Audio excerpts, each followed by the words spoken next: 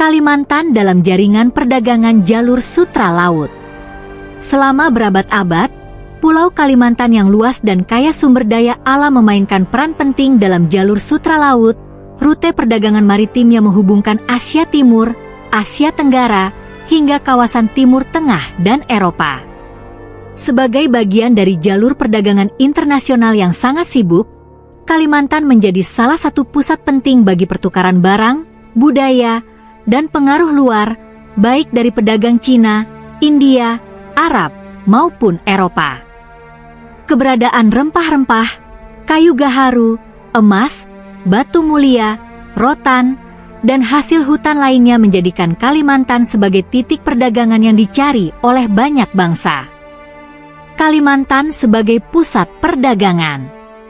Letak strategis Kalimantan di tengah rute maritim yang menghubungkan Kepulauan Nusantara dengan India dan Cina menjadikan wilayah ini tempat pertemuan para pedagang dari berbagai belahan dunia.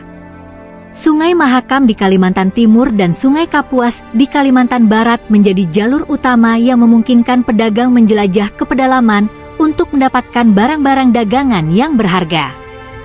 Pada abad ke-10 hingga ke-15, di masa Sriwijaya dan Majapahit, Kalimantan sudah menjadi bagian penting dari jaringan perdagangan maritim.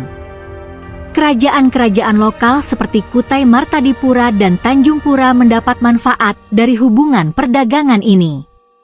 Melalui perdagangan, barang-barang dari India dan Cina diperkenalkan ke Kalimantan, seperti kain sutra, keramik, dan perhiasan, yang kemudian dipertukarkan dengan kayu gaharu, emas, dan hasil hutan lainnya. Pertemuan pedagang di pelabuhan. Pada suatu hari di pelabuhan Kerajaan Kutai, seorang pedagang lokal bernama Dayaksa sedang mengawasi kedatangan kapal dari Cina yang penuh dengan barang dagangan. Di sisi lain pelabuhan, Kapten Ju, seorang pedagang asal Tiongkok, turun dari kapalnya dan disambut hangat oleh Dayaksa yang sudah lama menanti. Dayaksa tersenyum sambil melambaikan tangan. Kapten Ju, akhirnya kau tiba lagi di tanah kami. Bagaimana perjalananmu kali ini? Kapten Ju mengangguk dengan sopan. Perjalanan panjang, tapi aman. Kami membawa sutra, keramik, dan rempah-rempah dari selatan Cina, serta beberapa barang mewah dari India. Apa yang kau siapkan untuk kami kali ini? Dayaksa tersenyum penuh percaya diri. Kau akan terkesan, Kapten. Kami memiliki kayu gaharu terbaik dari hutan dalam, emas yang diambil langsung dari tambang-tambang pedalaman, dan rotan berkualitas tinggi. Semua siap untuk dipertukarkan. Kalimantan selalu siap untuk melayani kebutuhanmu. Kapten J. Aku mendengar bahwa gaharu dari Kalimantan semakin terkenal di Istana Kekaisaran. Para bangsawan sangat menyukainya.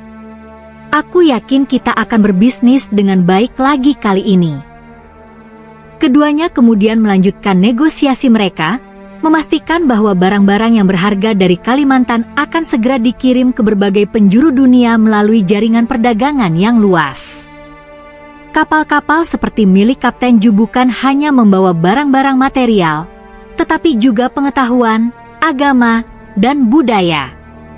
Hubungan dagang ini memungkinkan masuknya pengaruh luar seperti Hindu, Buddha, dan Islam ke wilayah Kalimantan. Pengaruh luar dalam budaya lokal. Melalui perdagangan yang berkelanjutan, budaya Kalimantan diperkaya oleh pengaruh luar, terutama dari India, Cina, dan Arab.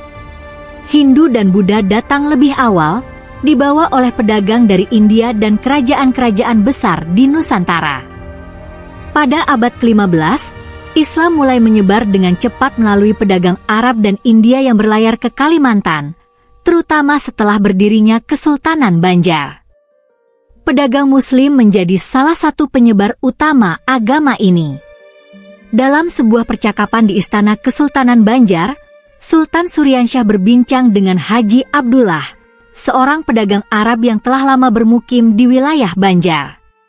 Sultan Suryansyah, Haji Abdullah, aku dengar bahwa para pedagang Arab dan India membawa lebih dari sekadar barang dagangan. Mereka membawa ajaran yang mendamaikan hati dan jiwa. Bagaimana aku bisa memastikan bahwa rakyatku juga akan menerima Islam dengan baik? Haji Abdullah dengan bijak. Yang mulia, Islam datang dengan kelembutan dan cinta. Dalam berdagang, kami selalu mengajarkan prinsip kejujuran, kesetiaan, dan persaudaraan. Inilah yang membuat banyak orang tertarik. Bukan hanya karena agama, tetapi karena nilai-nilai yang kami bawa. Rakyatmu akan menerima Islam dengan cara yang sama, dengan melihat teladan dalam kehidupan sehari-hari.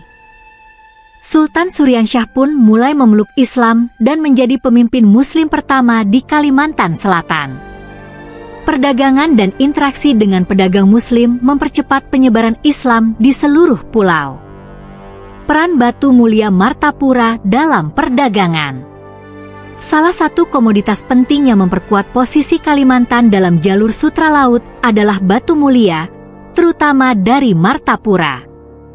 Kalimantan dikenal dengan hasil tambang batu mulia yang berkualitas tinggi, seperti intan dan permata. Intan-intan dari Martapura sangat terkenal di kalangan pedagang internasional. Para pengrajin di Kalimantan juga dikenal ahli dalam memotong dan mengolah batu-batu mulia ini sehingga memiliki nilai jual yang tinggi di pasar internasional. Kedatangan bangsa Eropa. Pada abad ke-16, bangsa Eropa seperti Portugis, Spanyol, dan Belanda mulai tiba di perairan Nusantara. Kalimantan tidak terlepas dari perhatian mereka karena kekayaan alamnya yang melimpah, terutama kayu dan batu mulia. Hubungan perdagangan yang sebelumnya didominasi oleh pedagang dari Arab, India, dan Cina mulai mengalami pergeseran dengan kehadiran bangsa Eropa, terutama ketika Belanda mendirikan VOC, Verenigde Oost-Indische Compagnie, dan berusaha memonopoli perdagangan di Nusantara. Dalam sebuah pertemuan antara seorang pejabat VOC, Kapten Hendrik van der Veen, dengan Pangeran Banjar, mereka berbincang tentang perdagangan baru yang ingin dikuasai oleh Belanda. Kapten Hendrik, Pangeran, VOC berminat untuk menjalin kerjasama dagang dengan Kalimantan. Kami akan membeli kayu, batu mulia, dan rempah-rempah dari wilayah ini. Tentu saja, kami berharap bisa mendapatkan harga yang lebih menguntungkan daripada para pedagang lainnya. Pangeran Banjar menatap dengan hati-hati. Tuan Kapten, Kalimantan telah lama berdagang dengan bangsa-bangsa lain, termasuk Arab dan Cina. Kami tidak ingin persahabatan lama kami terganggu. Namun, jika Belanda dapat membawa keuntungan bagi rakyatku, aku bersedia mempertimbangkan. Penutup. Perdagangan di Kalimantan melalui jalur sutra laut tidak hanya membawa barang-barang berharga, tetapi juga mempertemukan beragam kebudayaan dan agama yang membentuk identitas masyarakat Kalimantan. Dari pengaruh Hindu-Buddha hingga Islam, dan dari pedagang India hingga bangsa Eropa, Kalimantan menjadi pusat penting dalam arus global perdagangan maritim. Jaringan ini tidak hanya memberikan kemakmuran ekonomi, tetapi juga menciptakan warisan budaya yang kaya, yang masih dapat dirasakan hingga hari ini.